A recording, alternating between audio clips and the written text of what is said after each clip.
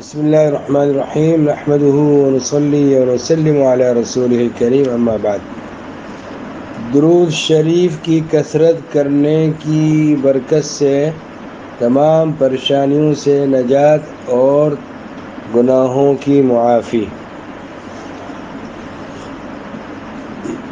حضرت ابی بن کعب رضی اللہ عنہ فرماتے ہیں کہ رسول اللہ صلی اللہ علیہ وسلم کی عادت شریفہ یہ تھی کہ جب 2/3 رات گزر جاتی تو حضرت صلی اللہ علیہ وسلم کھڑے ہوتے اور فرماتے، لوگو اللہ کو یاد کرو، اللہ کا ذکر کرو، قیامت اپنی لرزہ خیزی کے ساتھ آ رہی ہے، موت اپنی تمام تیاریوں کے ساتھ آ رہی ہے، موت اپنی تمام تیاریوں کے ساتھ آ رہی ہے۔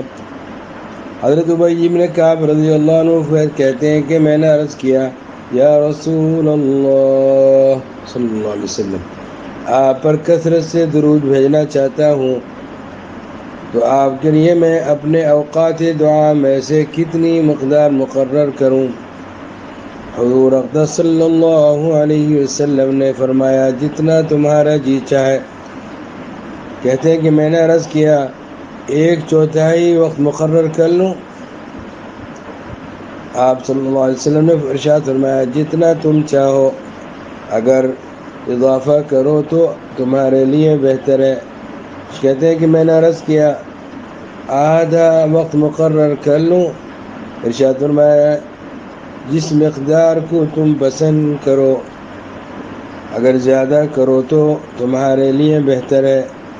کہتے ہیں کہ میں نے عرض کیا، 2/3 وقت مقرر کر لوں آپ پر درود شریف پڑھنے کے لیے؟ آپ صلی اللہ علیہ وسلم نے ارشاد فرمایا کہ تم کو اختیار ہے، اگر بڑھا دو تو تمہارے لیے بہتر ہوگا۔ کہتے ہیں میں نے عرض کیا، پھر اپنے تمام وقت کو آپ پر درود خوانی کے لیے مقرر کرتا ہوں۔